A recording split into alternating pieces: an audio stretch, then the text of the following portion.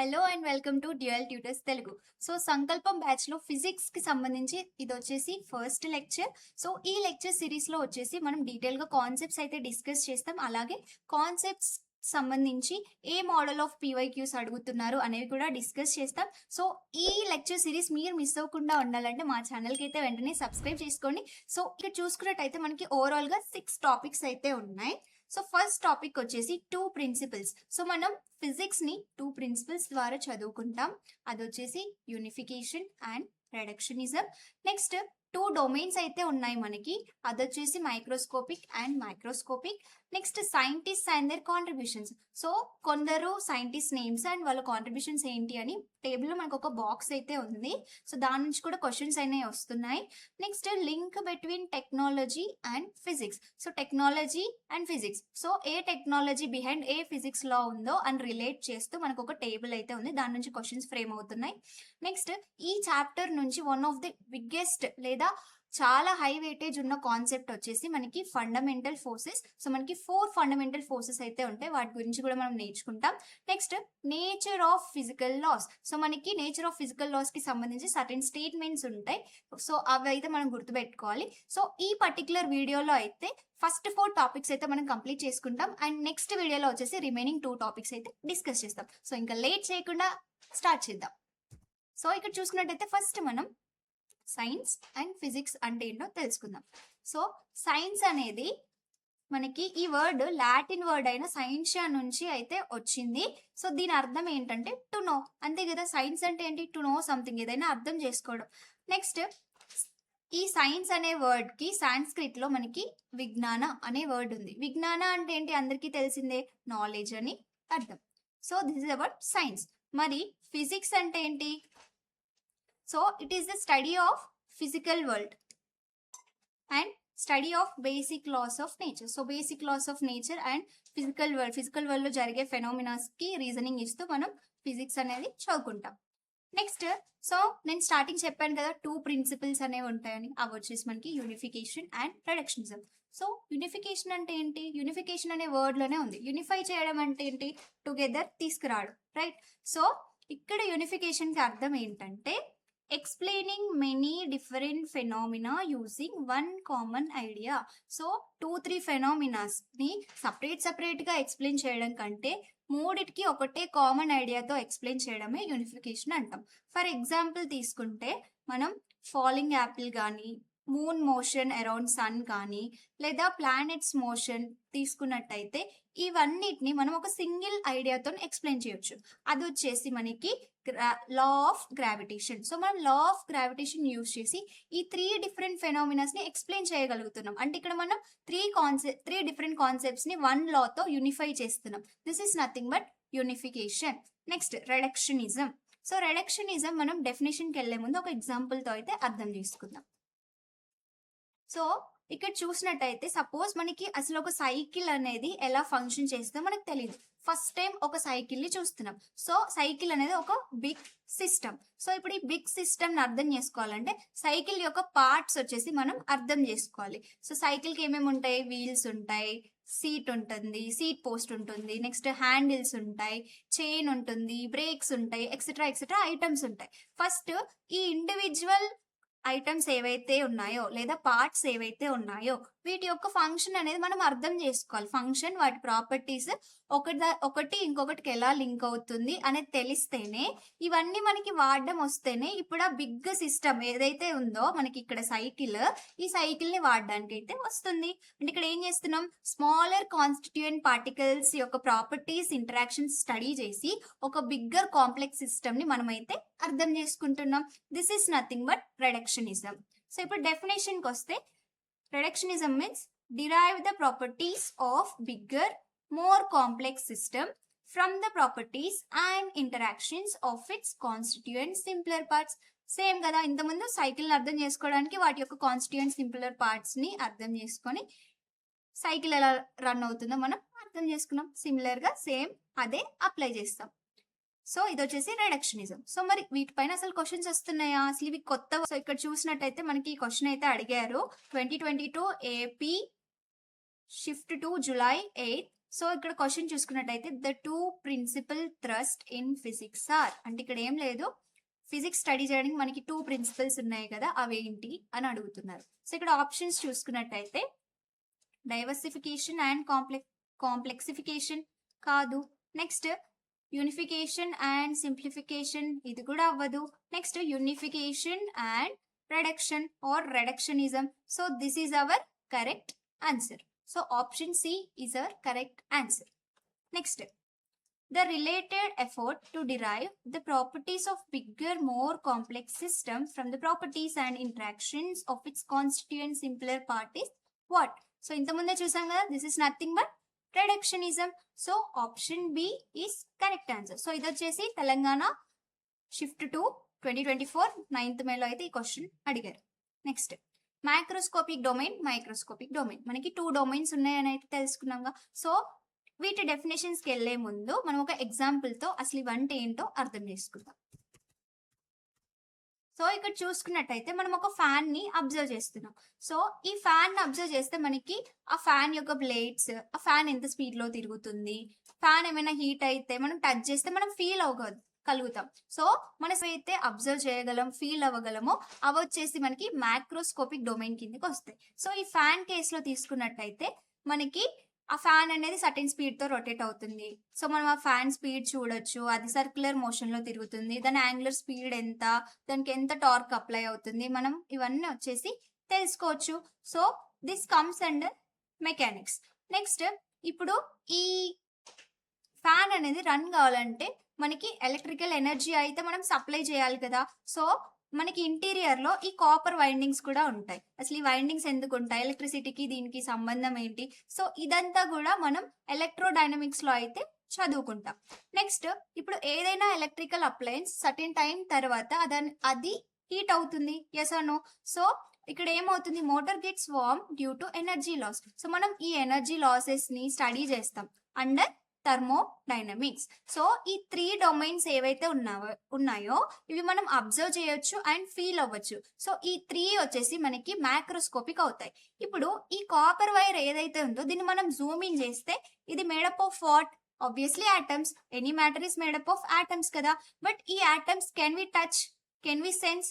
No, right. So ఇలా ఏవైతే మనం సెన్స్ చేయలేనివి, అబ్జర్వ్ చేయలేనివి ఉంటాయో, మైక్రో అంటే పేరులోనే ఉంది, చాలా చిన్నవి, we cannot touch or feel, వాటికి స్పెషల్ ఇన్స్ట్రుమెంట్స్ అవసరం పడతాయి అబ్జర్వ్ చేయాలంటే, వాటిని మనం మైక్రోస్కోపిక్ డొమైన్ అంటాం. సో ఈ మైక్రోస్కోపిక్ డొమైన్ కి మనకి ఆటమ్స్ కానీ ఎలక్ట్రాన్స్ కానీ ఈ డొమైన్ కింద వస్తాయి. సో ఇప్పుడు డెఫినేషన్ కి అయితే వెళ్దాం. Study of objects that are large enough to be seen with our naked eye. So ఇంతమంది ఫ్యాన్ కేసులో చూస్తే మనం ఏమేమి అబ్జర్వ్ చేయొచ్చో అవన్నీ మనకి మైక్రోస్కోపిక్ డొమైన్ కిందకి వస్తాయి. నెక్స్ట్ ఈ మైక్రోస్కోపిక్ డొమైన్ కిందకి మనకి క్లాసికల్ ఫిజిక్స్ అయితే వస్తుంది. సో మనం ఫిజిక్స్ ని వచ్చేసి డివైడ్ చేయొచ్చు. అండర్ దట్ ఒక క్లాసిఫికేషన్ వచ్చేసి క్లాసికల్ ఫిజిక్స్. మరి ఈ క్లాసికల్ ఫిజిక్స్ లో ఏమేమి ఉంటాయి? ఈ క్లాసికల్ ఫిజిక్స్ లో study of mechanics, thermodynamics, optics, electrodynamics, ఈ 4 అయితే మనం క్లాసికల్ ఫిజిక్స్ కింద చదువుకుంటాం. సో ఇంతకుముందు ఫ్యాన్ కేసులో చూసినట్టయితే ఇవన్నీ మనం అబ్జర్వ్ చేయొచ్చు, ఫీల్ అవ్వచ్చు. సో అందుకే ఇవి మైక్రోస్కోపిక్ డొమైన్ కిందకి వస్తాయి. Next microscopic domain. So this microscopic domain deals with the constitution and structure of the matter at the minute scales of atoms and nuclei. So మనం ఇక్కడ ఏం చదువుకుంటున్నాం, minute scales of atoms and nuclei ఉన్న size లో ఉన్న particles తో deal చేసే domain ఏదైతే ఉంటుందో అది మనకి మైక్రోస్కోపిక్. సో ఇంతకుముందు కాపర్ వైర్ కేసులో దాని ఆటమ్స్ మనం ఫీల్ అవ్వలేం, అబ్జర్వ్ చేయలేం, రైట్. సో మరి ఇలాంటి వాటిని మనం ఎందులో చూస్తాము, ఇలాంటి వాటిని మనం quantum theory. So quantum theory వచ్చేసి ఎగ్జాంపుల్ ఆఫ్ మైక్రోస్కోపిక్ డొమైన్. ఎందుకంటే మనం క్వాంటమ్ థియరీ ద్వారానే ఎలక్ట్రాన్ ఎలా బిహేవ్ చేస్తుంది అండ్ ఆటమ్ యొక్క స్ట్రక్చర్ ఏంటి, ఇవన్నీ మనం క్వాంటమ్ థియరీలో నేర్చుకుంటాం. So this is about microscopic domain. Microscopic domain అసలు దీని నుంచి క్వశ్చన్ ఎలా ఫ్రేమ్ చేస్తున్నారంటే, so here is the question, the phenomena of physics that deals with the constitution and structure of matter at the minute scales of atoms and nuclei. Exact definition question form లో ఇచ్చాడు.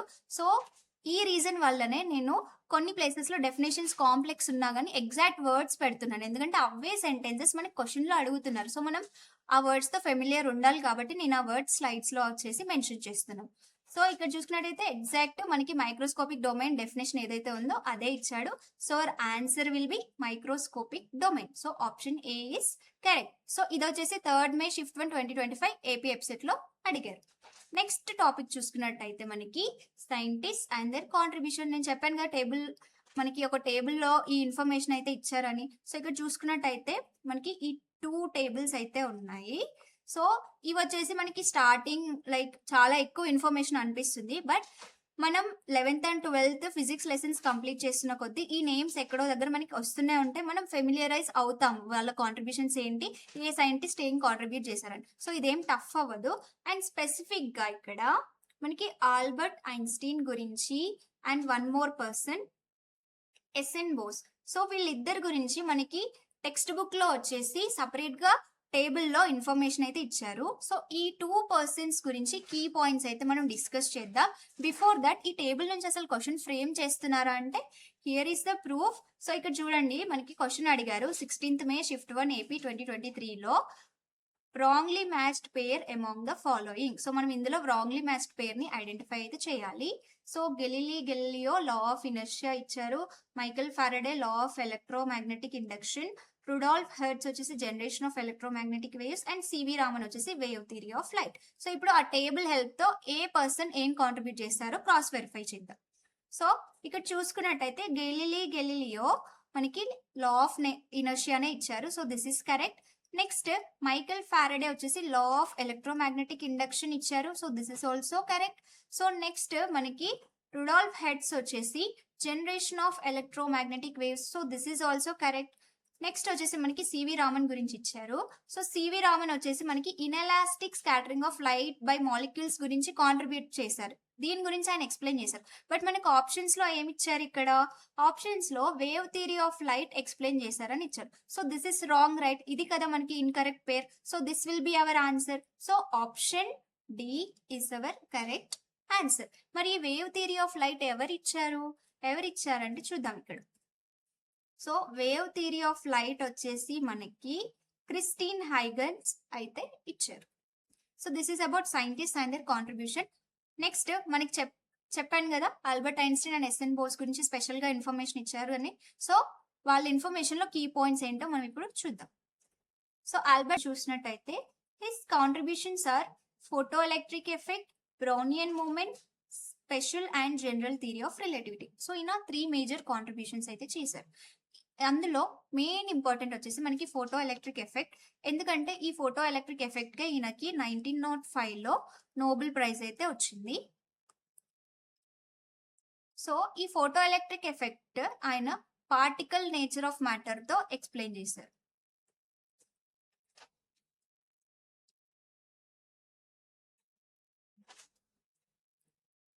So మన అందరికీ తెలిసిందే light కి వచ్చేసి dual nature అనేది ఉంటుంది. అంటే లైట్ అనేది 2 ways లో బిహేవ్ చేస్తుంది. ఒకటి వచ్చేసి వేవ్, ఒకటి వచ్చేసి పార్టికల్. సో మనకి వేవ్ నేచర్ ఆఫ్ లైట్ వచ్చేసి ఫోటో ఎలక్ట్రిక్ ఎఫెక్ట్ ని ఎక్స్ప్లెయిన్ చేయలేదు. Wave nature of light fail to explain photo electric effect. ఈ పాయింట్ అయితే గుర్తుపెట్టుకోండి. నెక్స్ట్ చూసుకున్నట్టయితే the year 2005 was declared as the International Year of Physics in recognition of Einstein contribution to the physics in the year 1905. So 1905 లో ఈయన major contribution చేసింది వచ్చేసి photo electric effect. So 1905 to 2005 అంటే 100 years of difference. So after 100 years 2005 ని మనం ఆయనకి recognition గా మనం ఆ ఇయర్ ని ఇంటర్నేషనల్ ఇయర్ ఆఫ్ ఫిజిక్స్ గా డిక్లేర్ అయితే చేసాం.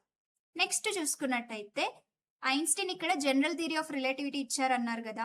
సో ఈ జనరల్ థియరీ ఆఫ్ రిలేటివిటీ ఇచ్చే కంటే ముందు వరకు మనం లా ఆఫ్ కన్జర్వేషన్ ఆఫ్ మాస్ మనం బేసిక్ లాగా కన్సిడర్ చేసాం. అంటే ఇక్కడ ఏంటంటే మనకి law of conservation of mass తెలుసు కదా, mass neither be created Nar destroyed. అంటే మనం కెమికల్ రియాక్షన్స్ లో చూసుకున్నట్టయితే మాస్ అనేది అక్కడి నుంచి ఇక్కడికి ట్రాన్స్ఫర్ మాత్రమే అవుతుంది, మాస్ ఎక్స్చేంజ్ అవుతుంది అంతే. But Einstein theory of relativity ఇచ్చాక ఐన్స్టీన్ ఫేమస్ ఈక్వేషన్ తెలుసు కదా, E = mc². సో ఈ ఈక్వేషన్ ఏం చెప్తుందంటే మనకి ఏదైనా మ్యాటర్ వచ్చేసి at the speed of light travel చేస్తే అప్పుడు దాని మాస్ అనేది ఎనార్మస్ అమౌంట్ ఆఫ్ ఎనర్జీగా కన్వర్ట్ అయితే అవుతుంది. అంటే ఇక్కడ ఏమవుతుంది, మాస్ అనేది ఎనర్జీగా కూడా కన్వర్ట్ అవుతుంది. బట్ బిఫోర్ దట్ మనం ఏమనుకున్నాం, law of conservation of mass ప్రకారం మనం ఏమనుకున్నాం, మాస్ వచ్చేసి ఓన్లీ ఏంటి ఒక ఫామ్ టు ఇంకో ఫామ్, లైక్ మాస్ అనేది ట్రాన్స్ఫర్ మాత్రమే అవుతుంది అనుకున్నాం. కానీ ఇక్కడ చూసుకున్నట్టయితే మనకి మాస్ అనేది మాస్ అండ్ ఎనర్జీ వచ్చేసి ఇంటర్ కన్వర్టబుల్ గా ఉంటుంది అని మనకి ఐన్స్టీన్ థియరీ ఆఫ్ రిలేటివిటీ ద్వారా తెలిసింది. Next S N Bose. So S N Bose గురించి చూసుకున్నట్టయితే ఈయన బోస్ ఐన్స్టీన్ స్టాటిస్టిక్స్ అనేది అయితే ఇచ్చారు. సో ఇక్కడ ఐన్స్టీన్ నేమ్ ఎందుకు వచ్చిందంటే ఇందులో ఇది ఈ వర్క్ లో ఐన్స్టీన్ హెల్ప్ కూడా ఉంది, అందుకే ఇది బోస్ ఐన్స్టీన్ స్టాటిస్టిక్స్ అంటాం. అసలు ఇది ఎందుకు వచ్చింది అంటే మనకి నాట్ ఓన్లీ ఎలక్ట్రాన్స్, ఫోటాన్స్ కూడా ఉంటాయి, ఇంకా వేరే అదర్ పార్టికల్స్ కూడా ఉంటాయి. అయితే ఈ పార్టికల్స్ వచ్చేసి డిఫరెంట్ గా బిహేవ్ చేస్తున్నాయి అదర్ దాన్ ఎలక్ట్రాన్స్. సో ఈ బిహేవియర్ ని ఎక్స్ప్లెయిన్ చేయడానికి మనకి బోస్ ఐన్స్టీన్ స్టాటిస్టిక్స్ అనేది ఇంట్రొడ్యూస్ అయింది. సో ఈ Bose Einstein statistics was applicable to particles with integral spin. So ఇక్కడ ఇంటిగ్రల్ స్పిన్ అంటే ఏంటంటే మనకి ఎలక్ట్రాన్ కి క్వాంటమ్ నెంబర్స్ ఉంటాయి కదా, రైట్? క్వాంటమ్ నెంబర్స్ లో మనకి స్పిన్ క్వాంటమ్ నెంబర్ ఉంటుంది కదా, MS. So spin quantum number మనం ఎలక్ట్రాన్ కి ఎలా రాస్తాం, +or-½ అంటే ఎలక్ట్రాన్ కి చూస్తే మనకి స్పిన్ ఎంత ఉంటుంది, 1/2 లేదా -1/2. కానీ ఇక్కడ ఏమంటున్నారు, ఈ బోస్ ఐన్స్టీన్ స్టాటిస్టిక్స్ ఏ పార్టికల్స్ అప్లికేబుల్ అవుతుందంటే ఆ పార్టికల్స్ యొక్క స్పిన్ వచ్చేసి ఇంటిగ్రల్ ఉండాలి. ఇంటిగ్రల్ అంటే ఇక్కడ స్పిన్ వచ్చేసి 1, 2, 3, 4 ఈ నెంబర్స్ లో ఉంటుంది అంతే, మనకి ఫ్రాక్షన్స్ లో ఉండదు. సో అందుకే మనం ఎలక్ట్రాన్స్ కి అందుకే ఇక్కడ ఎలక్ట్రాన్స్ కి ఇది వచ్చేసి అప్లికేబుల్ అవ్వదు.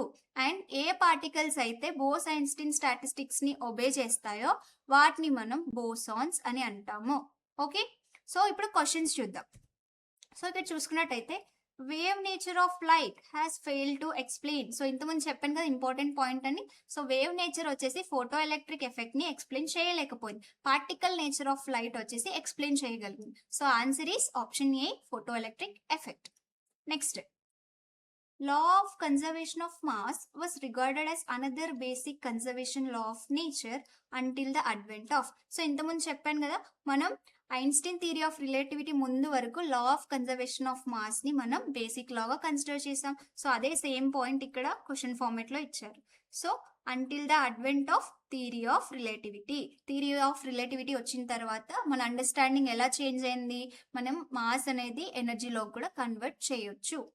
నెక్స్ట్ చూసుకున్నట్టయితే Albert Einstein was conferred with the Nobel prize in physics for his work. నేను చెప్పాను కదా ఫోటో ఎలక్ట్రిక్ ఎఫెక్ట్ కి ఆయనకి నోబెల్ ప్రైజ్ వచ్చింది 1905 లో. So the answer will be option C, photoelectric effect.